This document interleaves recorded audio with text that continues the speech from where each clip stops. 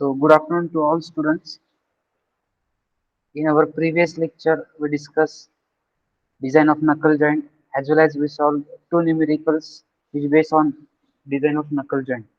Now, today we'll see design of turnbuckle. This is another type of joint and use of turnbuckle, application of turnbuckle, and then the overall design procedure of our turnbuckle. So, let's see design process of our turnbuckle.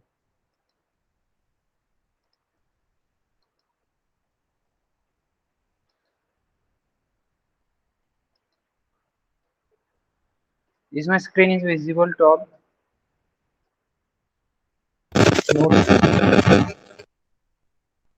Hello.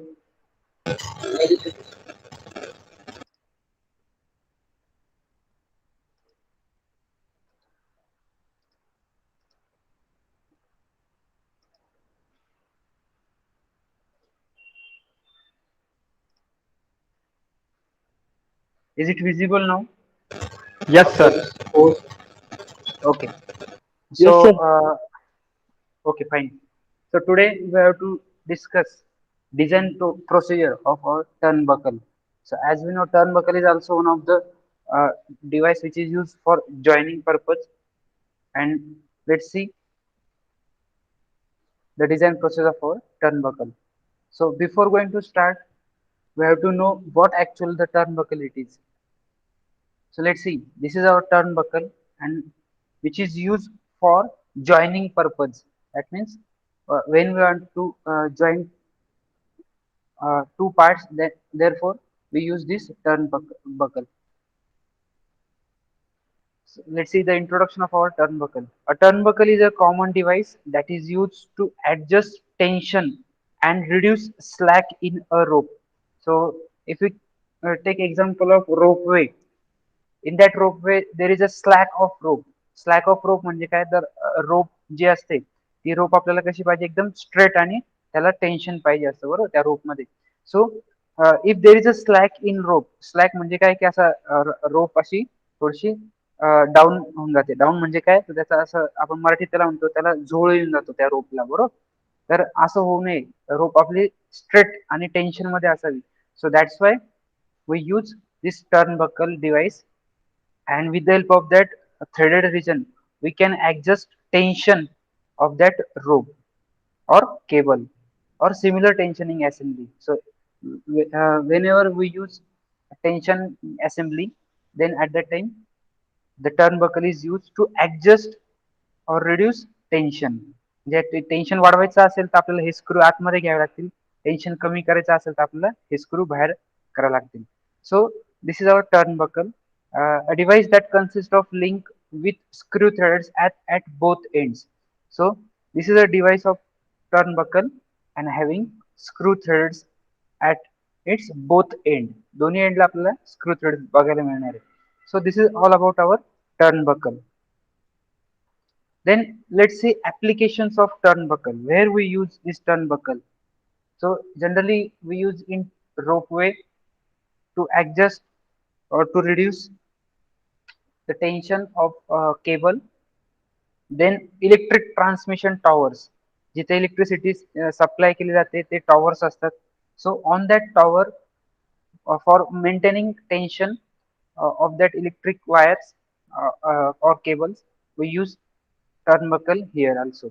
Then towers मोठमोठे towers असतात त्या टॉवर्सला आपल्याला support द्यायचं काम करण्यासाठी हे turnbuckle use केलं जातं then tensioning of ship rigging आता त्याचे ऍप्लिकेशन्स आपण वन बाय वन बघू so let see the applications of our turnbuckle let see at first this is image of rope way आपल्याला माहिती आहे की एका साइडला रोप जी आहे ती स्टिक केलेली असते and then the ropeway is used here.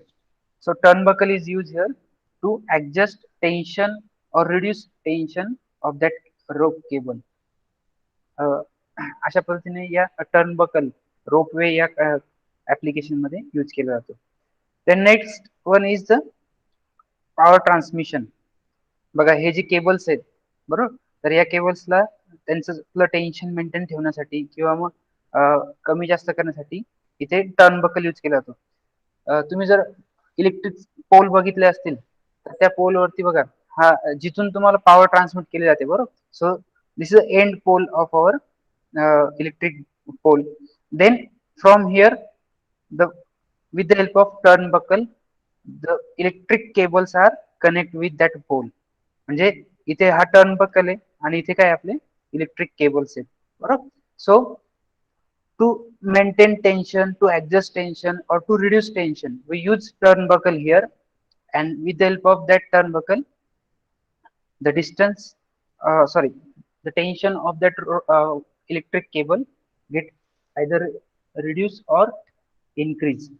Tension वाढवलं जातं किंवा कमी केलं जातं just by rotating that screws. हे स्क्रू आपण ज्यावेळेस रोटेट करतो त्यावेळेस त्याच्यातलं टेन्शन कमी किंवा जास्त होत असतं. The next one is tower. बघा आता टॉवर साठी जे काही सपोर्ट सिस्टीम आहे बघा, तर ही केबल जी आहे ती टॉवरला सपोर्ट देण्याचं काम करते. And here we also use turnbuckle, and from that turnbuckle we can adjust tension of that supporting cable. Next one is ship. आता बघा शिप मध्ये पण मोठमोठे जे शिप्स असतात तर त्या शिप मध्ये सुद्धा या टर्नबकलचा यूज केला जातो. अशा पद्धतीने आपण होल्ड एका साइडला होल्ड करतो आणि दुसऱ्या साइडला सपोर्ट देण्यासाठी या टर्नबकलचा यूज केला जातो. Let's see some another applications. So this is wrestling और बॉक्सिंग रिंग. आता आपल्याला सगळ्यांना माहिती आहे की रेसलिंगचे शोज आपण बघत असतो बरोबर. त्या केसमध्ये इथे टर्नबकलचा वापर केला जातो. आता हे टर्नबकल रेसलिंग किंवा बॉक्सिंग रिंग मध्ये काय यूज केले जाते? So to adjust or to maintain tension of that rope. हे जे काही रेड कलरचे रोप आहेत तर या रोप मधलं टेन्शन कमी किंवा जास्त करण्यासाठी आपल्याला या टर्नबकलचा यूज केला जातो. आपण WWE चे शोज बघतो बघा, त्या केसमध्ये काय होतं, एखादा पार्टिसिपंट या रोप मध्ये धडकला जातो बरोबर. त्यामुळे या रोप मध्ये काय कंटिन्युअस टेन्शन असणं गरजेचं असतं बरोबर. ही रोप जर अशी समजा स्लॅक झाली, स्लॅक म्हणजे काय, ही रोप जी अशी ढिल्ली पडली तर काय होईल, प्रॉपर जे काय ते ती रोपचं काम जे काही पर्पज ज्या पर्पज साठी रोप यूज केलेली आहे तिथे ते होणार नाही. So that's why we can adjust tension with the help of this turnbuckle here. या टर्नबकलचा वापर करून तुम्ही काय करता, जो काही स्लॅक आलेला असेल तर टर्नबकलचा स्क्रू टाईट करून या रॉडला या केबलला तुम्ही टाईट करू शकता बरोबर. So this is another application of turnbuckle which is use in wrestling और बॉक्सिंग रिंग. बॉक्सिंग रिंग मध्ये सुद्धा ही टर्नबकल यूज केली जाते. Then let's see another application, transport system. Transport system मध्ये बघा मोठमोठे पाईप्स असतील, असे जे काही हेवी मटेरियल ज्या ट्रान्सपोर्ट होत असतात. सो फॉर होल्डिंग पर्पज बघा, इथून जर समजा तुम्ही बघितलं तर टर्नबकलचा वापर करून एक रोप अशी आतमध्ये चालली आणि दुसऱ्या साईडने ती त्याला होल्ड केलेली असते, टाय केलेली असते बरोबर. So with the help of that turnbuckle we can adjust tension either increase or reduce. Let's see another application, that means household application. तर या टर्नबकलचा वापर करून आपण जसं आपलं घरगुती उपयोग साठी सुद्धा करू शकतो. घरगुती म्हणजे काय, तर समजा आपल्याला कपडे वाळत घालण्यासाठी आपण दोरी बांधायची असेल त्या केसमध्ये टर्नबकलचा यूज करून तुम्ही ती तिथे तो वापरू शकता. Then most important application of our turnbuckle, that is bridges, wire bridges. बघा तर इथे काय, इथे तुम्हाला कोणता सपोर्ट वगैरे दिसणार नाही, डायरेक्टली या वायर्सला टर्नबकलच्या माध्यमाने आपण काय केलंय, कनेक्शन दिलेलं आहे बरोबर. तर अशा पद्धतीने टर्नबकलचा उपयोग या वायर ब्रिजेसला सुद्धा होऊ शकतो. Then highway ग्रिडिंग. हायवे म्हणजे काय, तर हायवेचे जे काही पार्टेशन केलेले असतात बघा, हा इथे वन साइड 2 वे लेन असेल, 4 वे असेल, 6 वे असेल, तर त्या केसमध्ये पार्टिशनच्या मध्ये सुद्धा इथे तुम्हाला टर्नबकलचा वापर केलेला दिसेल. अशा पद्धतीने टर्नबकलचा वापर करून तुम्ही वेगवेगळे ऍप्लिकेशन्स मध्ये हा टर्नबकल यूज करू शकता. So this all are the applications of our turnbuckle. Let's see one by one again. So in case of ropeway, in case of power transmission cables, in case of ship, in case of tower, then for wrestling and boxing rings, for transport system, for household applications, for bridges, for highway gradings, and uh, for grillings also. So these are all are the applications of our turnbuckle. So if you know what is actual turnbuckle it is, then let's see the design of our turnbuckle. आता design करायचं आपल्याला बरोबर. Turnbuckle काय concept आहे आपल्याला सगळ्यांना कळली.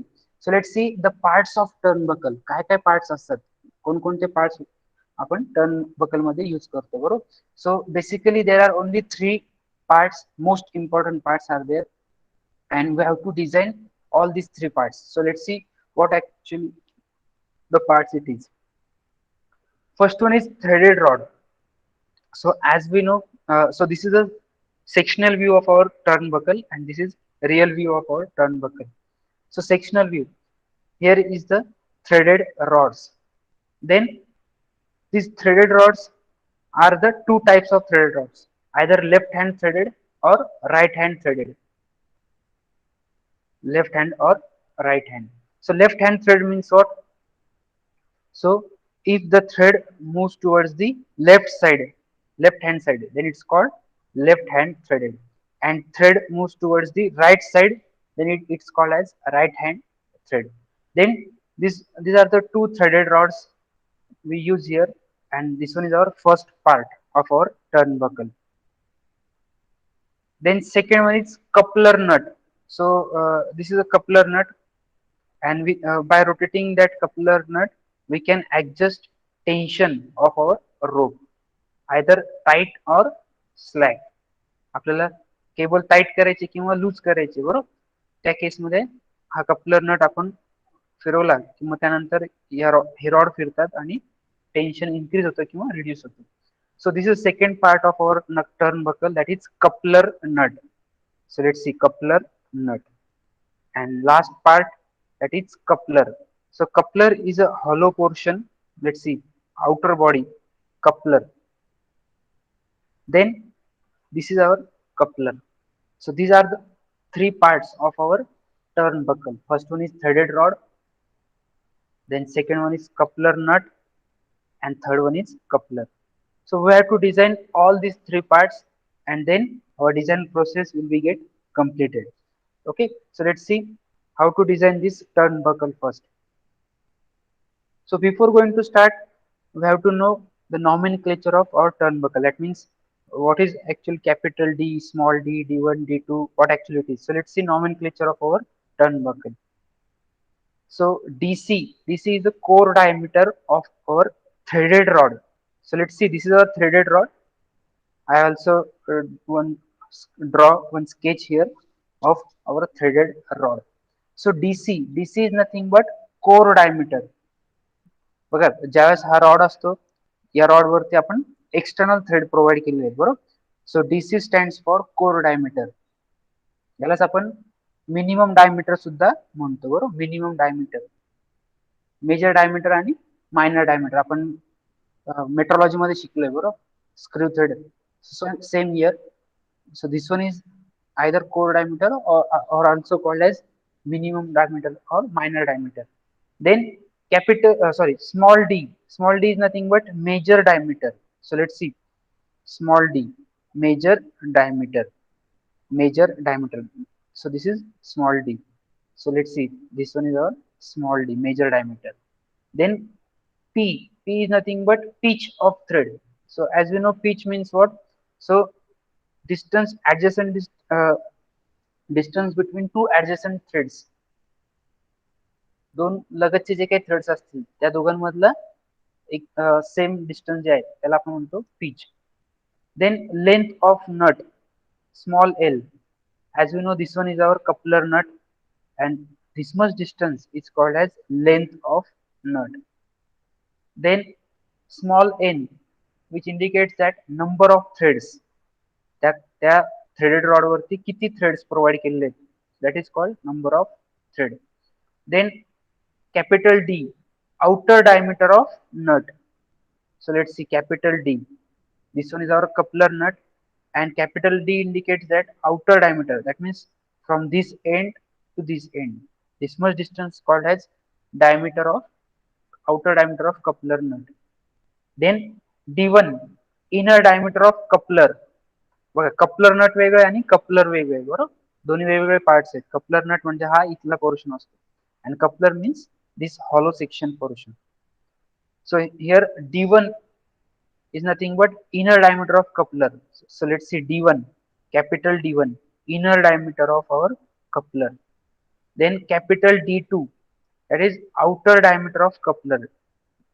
This point to this point, this much distance is called as outer diameter of coupler, which is indicated by capital D2.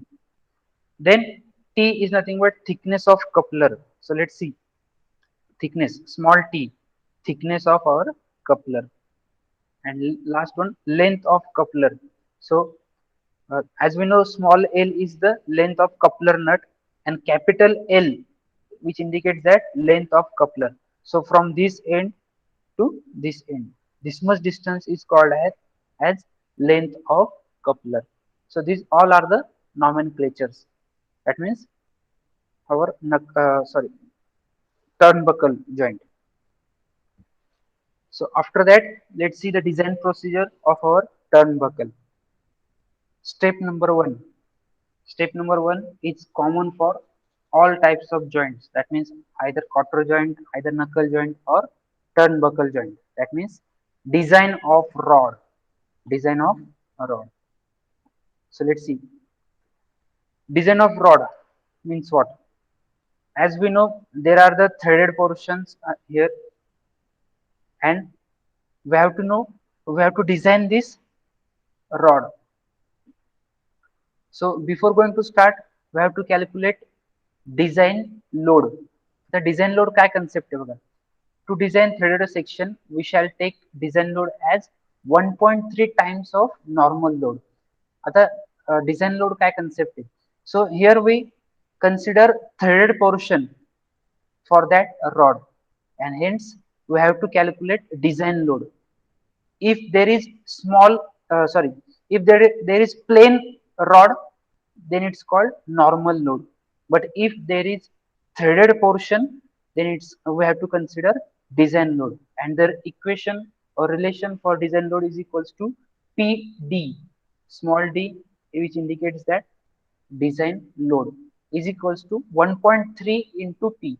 That means design load is 1.3 times of our normal load.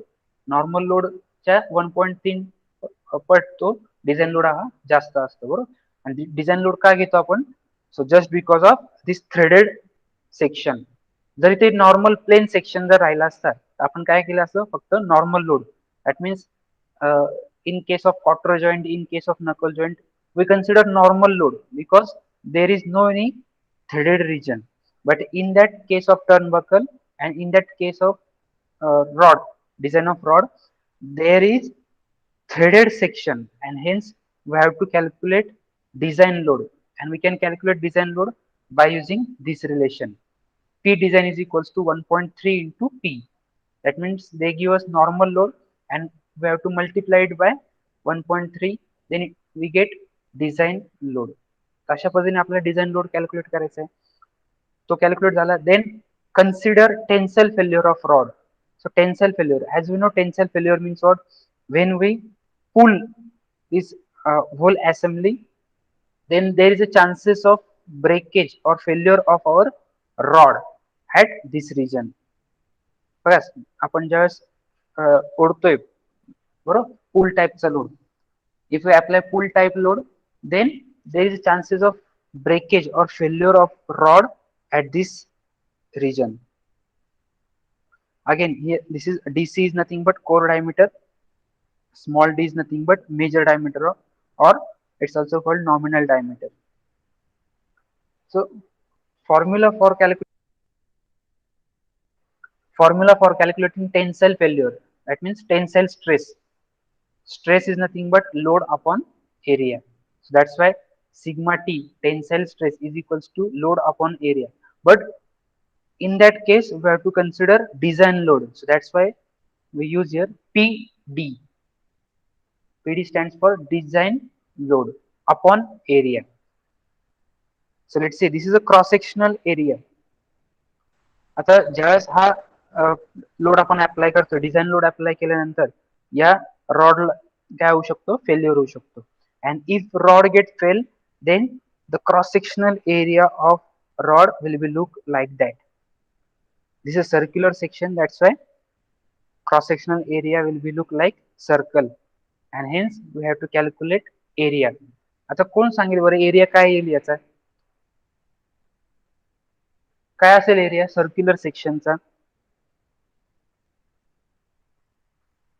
Just unmute your mic and tell मी.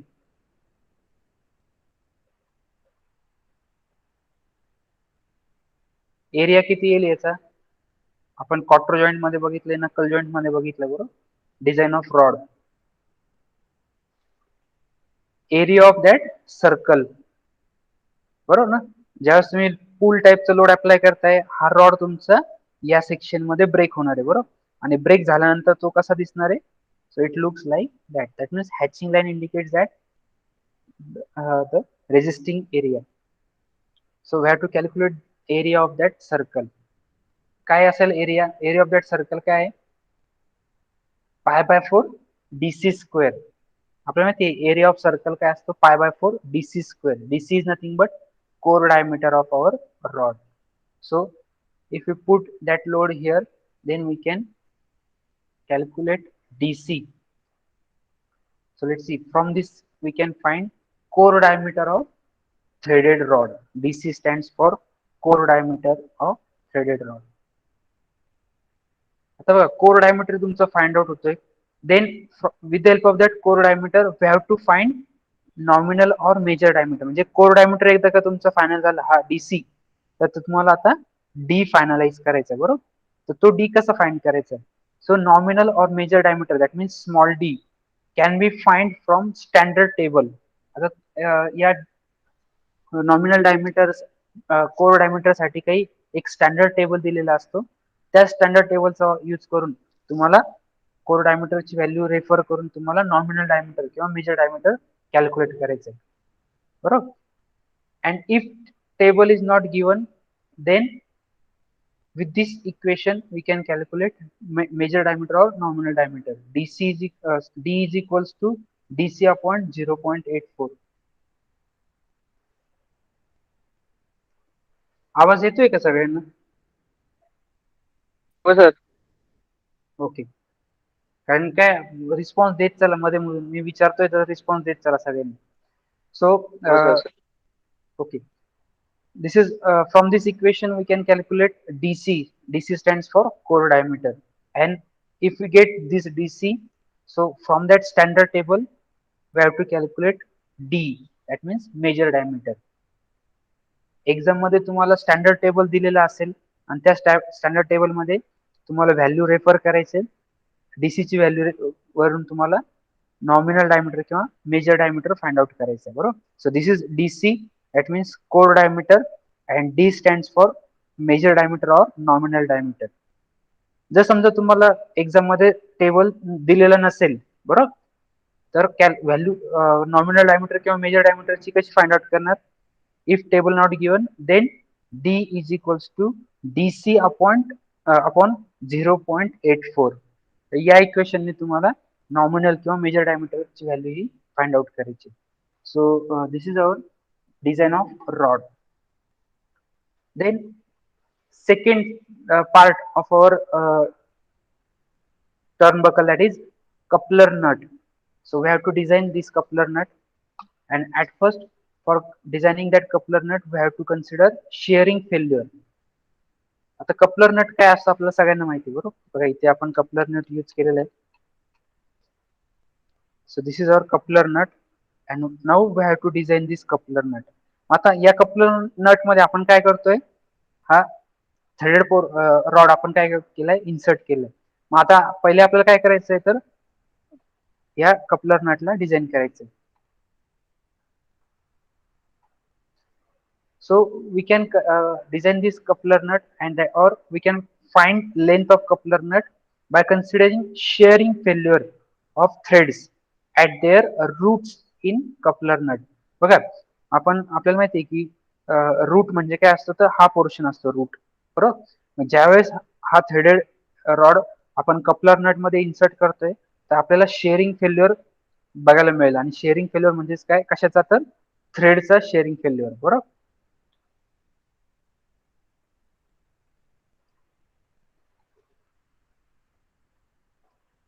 बघा, ज्यावेळेस मी हा coupler nut मध्ये threaded portion आपण insert करतो, बरोबर. And then we apply pull type load P. Capital P indicates that pull type load. Pull type load मी ज्यावेळेस अप्लाय करतो, त्या केस मध्ये काय होतं, या थ्रेडेड पोर्शनचा वेअर आउट म्हणजे याचा तुकडा पडायचे चान्सेस असतात, बरोबर. आपण शेअरिंग फेल्युअर बघतोय थ्रेडचा. आणि तो थ्रेड कुठे, तो तुकडा कुठून पडणार आहे, सो फ्रॉम रूट सेक्शन, म्हणजे मग खालचा जो काही पोर्शन तिथून तो डायरेक्टली असा तुकडा पडणार आहे, बरोबर. So let's see shearing failure of threads at their roots.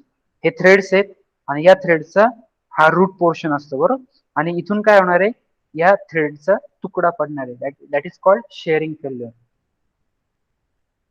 So as we know, formula for calculating shearing stress, that is tau is equals to P design. आता इथे सुद्धा बघा, आपण थ्रेडेड पोर्शन कन्सिडर करतोय, त्यामुळे लोड घेताना आपण कोणता घेणार आहे, नॉर्मल लोड ऐवजी डिझाइन लोड घेतोय, बरोबर.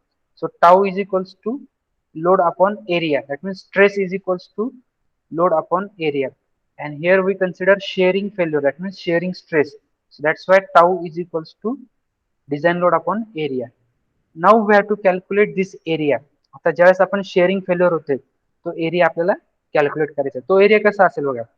So area is equals to pi into DC into L. Pi because we consider circumference, that's why we use pi here. Then DC, DC is nothing but core diameter. बघा, इथून route section पासून failure बघतोय, बरोबर. इथे बघा route, route section, त्यामुळे आपण DC consider केलंय. सो पाय का बरं घेतलंय, just because of circumference. Then DC because the root section, that's why we consider DC. And into L. L म्हणजे काय असतं, length of coupler nut. Coupler नटची जी काही लेंथ असते त्याला आपण स्मॉल एल म्हणतो, बरोबर. बघा, इथे सुरुवातीला आपण मेन्शन केलंय, length small l is nothing but length of coupler nut, बरोबर. तर ह्या या इतक्या सेक्शन मध्ये आपल्याला शेअरिंग फेल्युअर बघायचं आहे. सो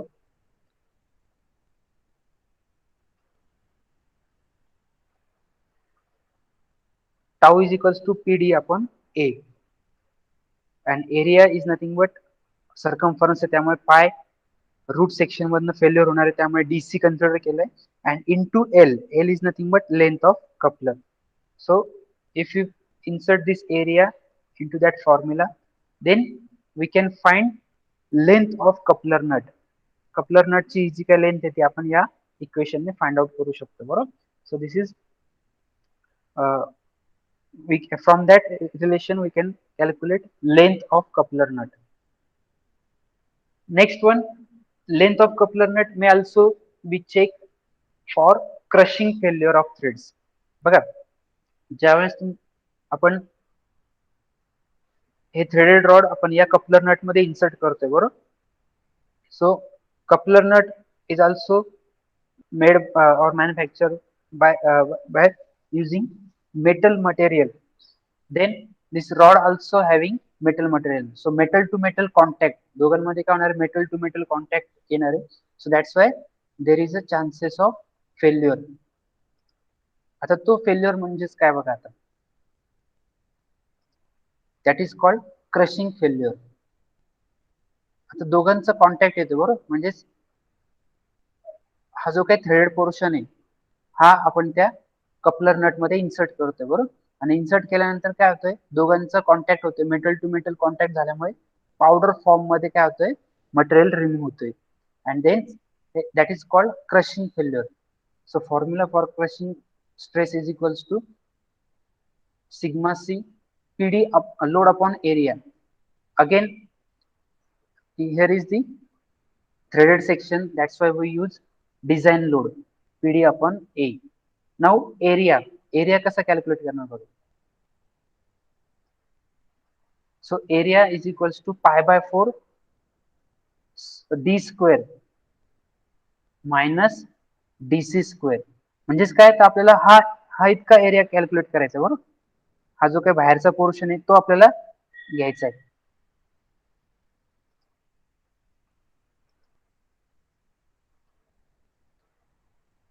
लेट्स सी, हा जो काही एरिया आहे या एरियामध्ये काय होणार आहे, क्रशिंग तुमचं होणार आहे बरोबर. ज्यावेळेस हा रॉड, थ्रेडेड रॉड तुमच्या कपलर नट मध्ये फिक्स होणार आहे.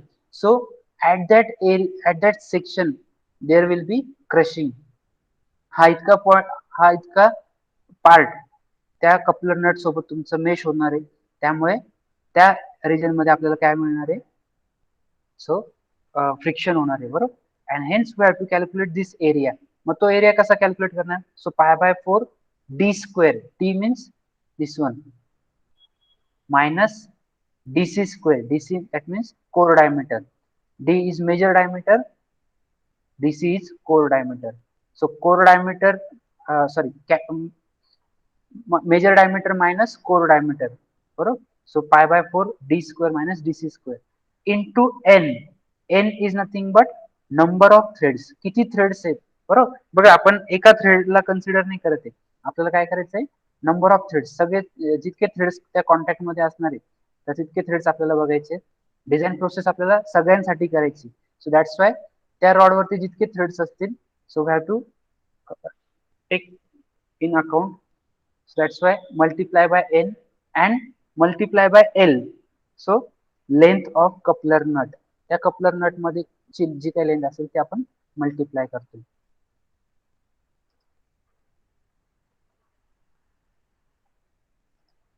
So pi by 4 d square minus dc square into n into L. That is the area. And if we put area into that equation, we can find, we can check the crushing failure of threads. Let's see, from this we can find induced compressive stress or crushing stress.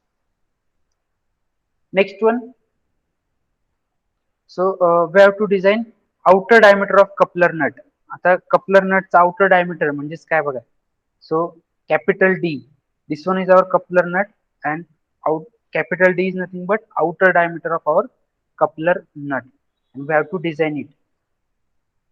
Outside diameter of coupler nut may be obtained by considering tensile failure. बरोबर. ज्यावेळेस आपण हा capital D, बरोबर, ज्यावेळेस इथे आपण tensile load apply करतोय, so at that time failure of that coupler nut, बरोबर. So coupler is hollow section. Coupler nut हा जो आहे हा हॉलो सेक्शन आहे बरोबर. So capital D, so let's see the cut section.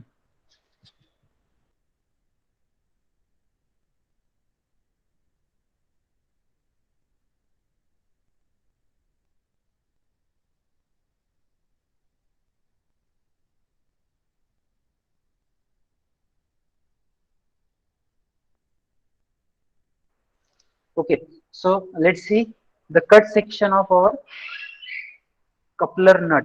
बरोबर.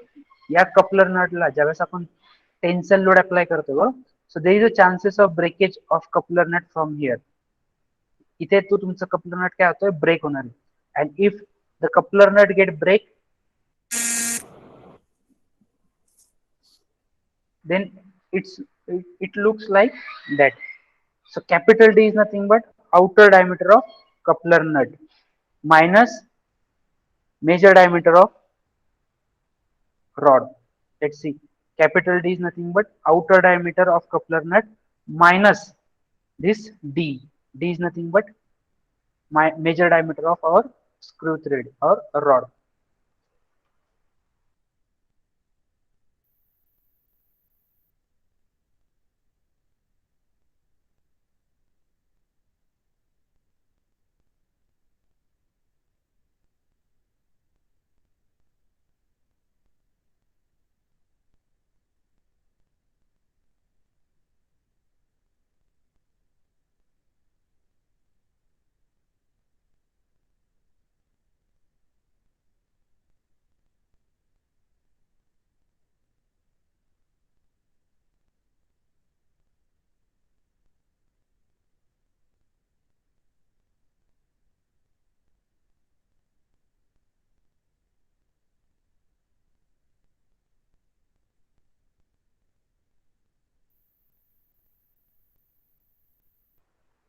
Okay, so students, this is cut section of our coupler nut, and if we cut it, then it looks like that. So capital D is nothing but outer diameter of coupler nut, and small d is nothing but diameter of major diameter of rod. बघा इथे आपण cut section जर बघितलं, capital D is nothing but outer diameter of coupler nut आणि small D is nothing but major diameter of rod. या portion मधनं हा portion minus केला तर आपल्याला हा हॅचिंग एरिया मिळणार आहे. बरोबर.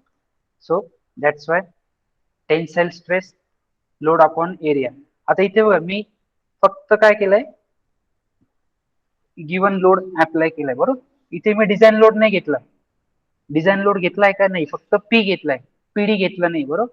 का बरं, तर इथे आता थ्रेडेड सेक्शन कोणताच कॉन्टॅक्ट मध्ये थ्रेडेड सेक्शनचा रोल येत नाही.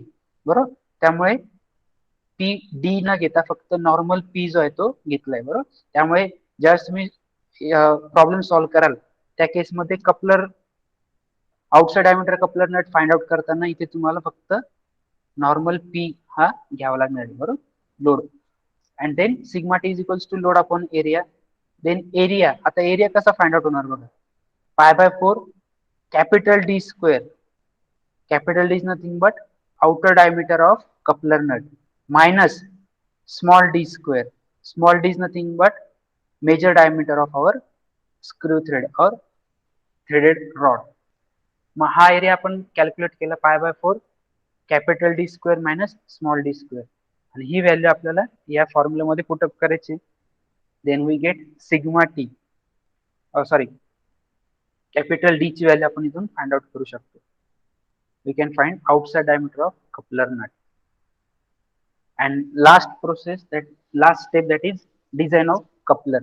जसं आपल्याला माहिती आहे की टर्न बकल मध्ये तीनच पार्ट्स असतात, threaded rod, coupler nut, and last one is coupler. So this is our last part, that is design of coupler. So let's see, coupler means what? Coupler is nothing but hollow section. So having capital D2 is the outer diameter, small capital D1 is the inner diameter, and T is nothing but thickness of our coupler. बघा आधी आपण काय केलं, या रॉडला design केलंय, त्यानंतर या coupler नटला design केलं, आता आपल्याला या कपलरला डिझाईन करायचे. बरोबर. आणि कपलर म्हटलं तर capital D two outer diameter आहे, capital D one is inner diameter, and T is nothing but thickness of coupler. So let's see, outside diameter of coupler D2 may be obtained by considering again tensile failure. Tensile failure म्हणजे काय, की ज्यावेळेस तुम्ही ते load apply करताय, बरोबर, tensile load, so at that time there is a chances of breakage of our coupler from at that region. या region मध्ये तुमचं कपलर काय होऊ शकणार आहे, ब्रेक होणार आहे. आणि कपलर ब्रेक झाल्यानंतर तो कसा दिसेल, so let's C, this one is the cross sectional area of our coupler. Let's see, D2 is outer diameter of coupler, D1 is nothing but inner diameter of our coupler. D2 outer, D1 inner. Let's see, D2 outer and D1 is inner. ज्यावेळेस इथून आपण cut करतोय, cut केल्यानंतर तुमचा portion जो आहे तो असा दिसणार आहे. बरोबर. बरं, आता याचा एरिया कोण सांगेल मला, एरिया काय असेल बरं याचा. बघा आतापर्यंत जे आपण डिझाईन प्रोसेस बघितली, so tell me area for coupler.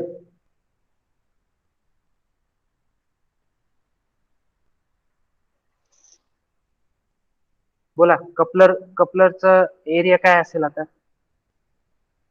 pi by 4 D2 minus D1. सर्कलचा area आपल्याला माहिती आहे काय असतो, पाय बाय 4 डी स्क्वेअर Pi असतो. by बरोबर. 4 D square minus D2 square minus D1 square. Yes, exactly. So area will be पाय by 4 D2 square. D2 म्हणजे काय, हा outer diameter, minus D1 square inner diameter. या बाहेरच्या एरिया मधनं आतला एरिया मायनस केला म्हणजे आपल्याला हा हॅचिंग केलेला एरिया मिळणार आहे. That is called resisting area.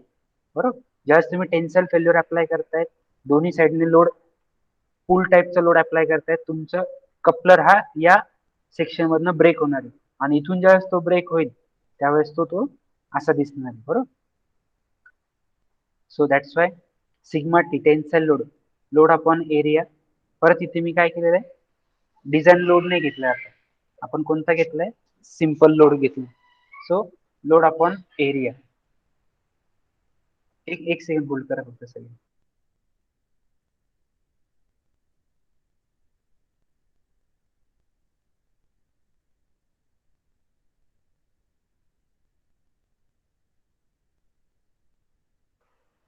So sigma T is nothing but tensile stress, load upon area, and from this figure we can calculate area pi by 4 d2 square minus d1 square, and then outer from that equation we can calculate capital D2, that means outer diameter of area, outer diameter of coupler. Then next one is length of coupler. So there is some empirical relations. Capital L is equals to 6 into D. 6 into D. जो काही D तुम्ही major diameter त्या टेबलवरनं calculate करणार आहे, आणि त्यावरनं तुम्हाला त्याला 6 ने मल्टिप्लाय केलं, then will get capital L, that is length of coupler between nuts. दोन्ही नट मधली जी काही लेंथ असणार आहे. So here is one coupler nut and here is a second coupler nut. तर या दोन्ही नटच्या मधली जी काही लेंथ आहे that is called capital L. आणि त्याची डिझाईन प्रोसेस कशी आहे? So we directly calculated by using empirical relations. Capital L is equals to 6 into D. जो काही तुमचा मेजर डायमीटर येणार आहे त्याला मल्टिप्लाय बाय 6 केलं तर तुमची कॅपिटल एल ही निघणार आहे. And last point that is thickness of coupler. Thickness of coupler म्हणजे काय? Let's see.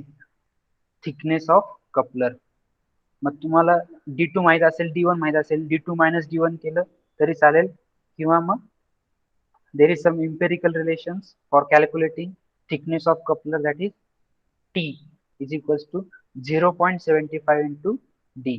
तर या रिलेशन ने तुम्ही थिकनेस ऑफ कपलर जी आहे ती कॅल्क्युलेट करू शकता. And last point that is consideration. जसं आपण नकल जॉईंट मध्ये काही कन्सिडरेशन बघितले होते, so same consideration is for there is some consideration for design for turnbuckle. Let's see first. If DC, that is core diameter of rod, get find, then find major diameter. म्हणजे DC तुमचं core diameter त्या फॉर्म्युलावरनं तुम्ही पाय by 4 DC square त्या फॉर्म्युलावरनं जर DC तुमचा final झाला core diameter, then find major और nominal diameter from standard table.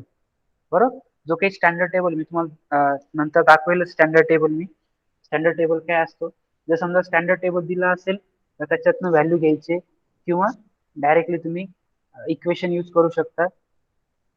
D is equals to DC upon 0.84 या रिलेशनने तुम्ही डी ची व्हॅल्यू फाइंड आउट करू शकता. अँड पीच ची पण व्हॅल्यू तुम्ही फाइंड आउट करू शकता. After that length of coupler nut small l is equals to d to 1.25 d. So these is some empirical relations, आणि या रिलेशन्स ने आपल्याला काय करायचंय, व्हॅल्यू ज्या आहेत त्या कॅल्क्युलेट करून ठेवायच्या. बरोबर, ज्यावेळेस आपण याचं न्यूमेरिकल घेऊ तेव्हा आपण हे सगळे डिझाईन कन्सिडरेशन परत एकदा बघणार आहोत. Then number of turns is equals to 1 upon P. जो काही पी तुम्हाला मिळतो इथून 1 अपॉन पी केलं तर तुम्हाला नंबर ऑफ टर्न्स जे आहेत ते मिळणार आहे. Outside diameter of coupler nut, capital D, coupler नटचा आउटसाइड डायमीटर, रिलेशन काय 1.25 इंटू डी. जो काही मेजर डायमीटर मिळणार आहे या स्टँडर्ड टेबल वरनं किंवा त्या इक्वेशनने, तर त्याला 1.25 ने मल्टिप्लाय केलं, then you will get capital D. Then next one is inner diameter of coupler, capital D1. जो काही कोर मेजर डायमीटर मिळतोय त्याला आपण +6 जर केलं, then you will get capital D1. Then outer diameter of coupler D2, या डायमीटरला आपल्याला 1.5 ने मल्टिप्लाय केलं, then you will get outer diameter of coupler.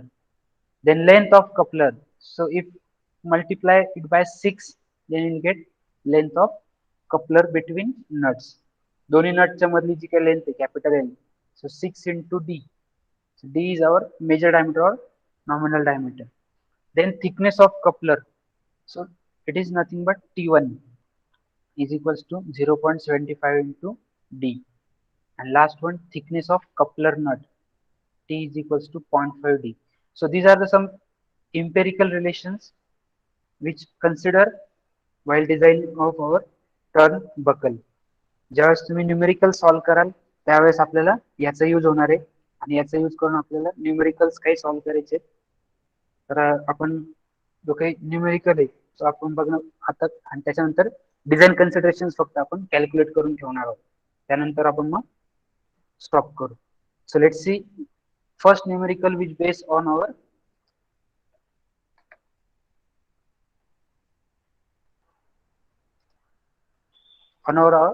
turnbuckle.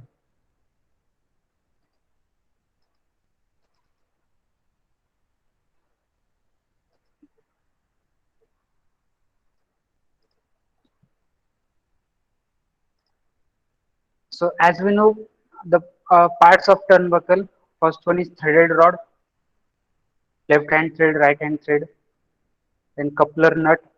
हा जो काही हा कपलर नट इथे असतो तसा इथे एक दुसरा कपलर नट असतो बघा इथे. हा एक कपलर नट आणि हा दुसरा coupler nut. And last one is coupler. So हा हॉलो पोर्शन असतो याला आपण कपलर म्हणतो. आता याचे आपल्याला नॉमेनक्लेचर सुद्धा माहिती आहे सगळे. डीसी काय असतो, डी काय असतो, पिच, लेंथ, एल. त्यानंतर आपल्याला आता हा फर्स्ट न्यूमेरिकल जो आहे तो बघायचा आहे. सगळ्यांनी न्यूमेरिकल लिहून घ्यायचंय किंवा मग स्क्रीनशॉट काढून घ्या. हा आपल्याला पूर्णपणे सॉल्व्ह करायचा आहे. जसं आपण डिझाईन प्रोसेस बघितली. So according to that design process we have to calculate or design our turnbuckle for that given data. The pull in the tie rod of an iron roof truss is 50 kilonewton.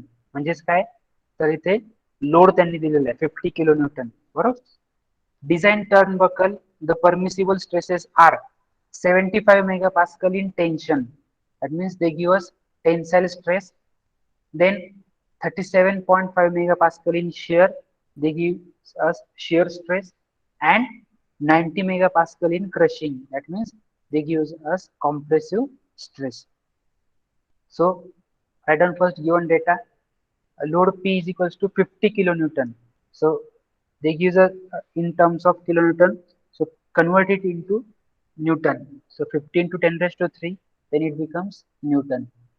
Then sigma T, tensile stress, permissible stress is 75 megapascal in tension. That means sigma T is equals to 75. And megapascal is nothing but Newton per mm square.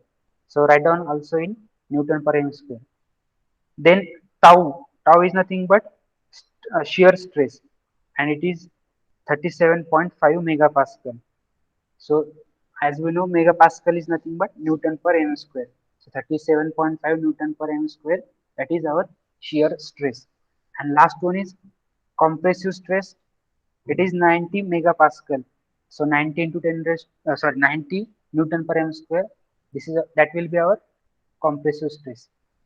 So these all are the given data. Then there is some threaded section. That's why we have to calculate design load. Design load. And as we know, design load can calculate by equation 1.3 into 1.3 into P.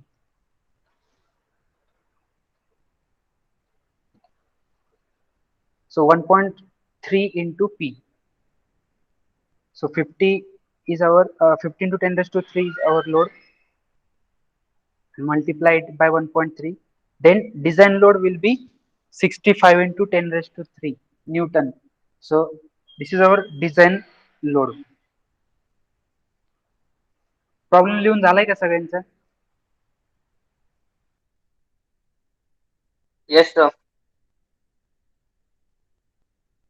हो sir. Okay, so first of all we have to calculate design load and we can calculate it by using this relation. Design PD stands for design load equals to 1.3 into P. बरोबर. Design load का घेतो आपण? Just because of threaded sections are there.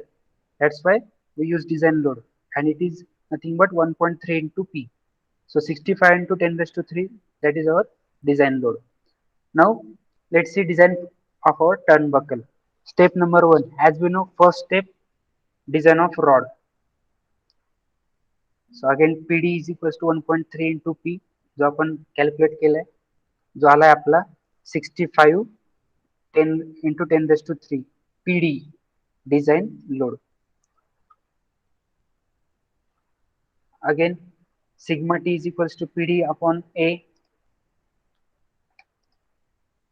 Then as we know area is equals to pi by 4 DC square. Put the value sigma T is nothing but 75 megapascal. So that's why 75 into 75 Newton per m square.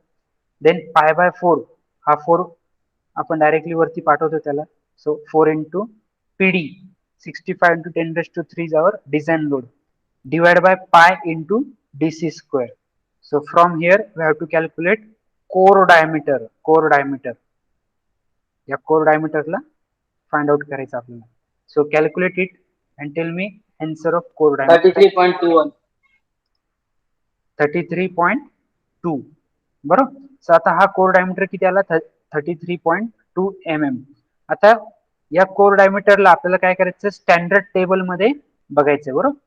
तर आपण जेव्हा standard table बघणार आहोत त्यावेळेस आपल्याला तो किती येतो ते दिसणार आहे बरोबर. So let's see how to refer this standard table.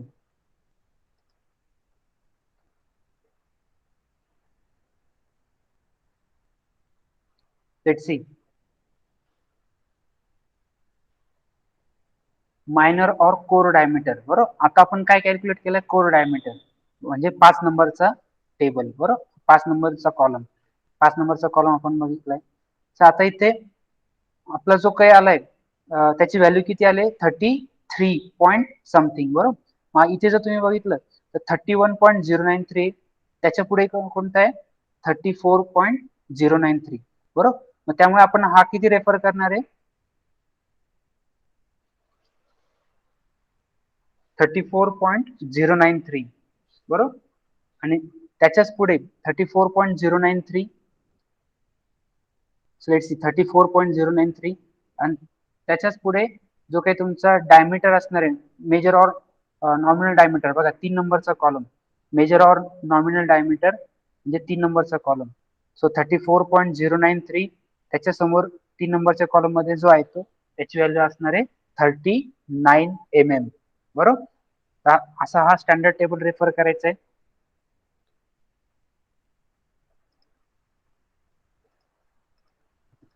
So from here 33.2 त्यालाच आपण 33 च्या पुढचा जो आहे तो होता नियर अबाउट तो होता 34.093 आणि 34.093 साठी आपल्याला मेजर और नॉमिनल डायमीटर त्या टेबलवरून आपण बघितला जो आपल्याला मिळाला 39 mm. अशा पद्धतीने आपल्याला नॉमिनल और मेजर डायमीटर हा फाइंड आउट करायचा आहे बरोबर फ्रॉम स्टँडर्ड टेबल. जर समजा तुम्हाला एक्झाम्पल मध्ये स्टँडर्ड टेबल दिला नसेल बरोबर तर काय इक्वेशन यूज करायचंय. So nominal or major diameter D is equals to DC upon 0.84. तर या इक्वेशनने आपल्याला काय करायचंय तुमचा डी हा फाइंड आउट करायचा आहे बरोबर. मग त्या केसमध्ये तुम्ही काय करणार डायरेक्टली डीसी जो तुमचा आलेला असेल बरोबर तर डायमीटर आहे त्यामध्ये आलं तुम्ही राऊंड अप करून घ्या इवन नंबर मध्ये 34 आणि त्याला डिवाइड बाय 0.84 जर केलं तर तुम्हाला हा नॉमिनल डायमीटर हा मिळणार आहे. पण जर समजा तुम्हाला स्टँडर्ड टेबल दिलेला असेल तर तुम्हाला बाय स्टँडर्ड टेबलने जी काही व्हॅल्यू असेल नियर अबाउट कोर डायमीटरची ती बघावी लागेल आणि त्याच्या समोर जो काही नॉमिनल डायमीटरची व्हॅल्यू असेल ती तुम्हाला कॅल्क्युलेट करावी लागेल कन्सिडर करावी लागेल बरोबर. So that is our first step design of our rod. ठीक आहे. तर इथपर्यंत आपण बघू पुढचे जे काही डिझाईन प्रोसेस आहे ते आपण नेक्स्ट लेक्चरला म्हणजे उद्याच्या लेक्चरला आपण बघणार आहोत. ठीक आहे. काय अडचण कोणाला याच्यात आता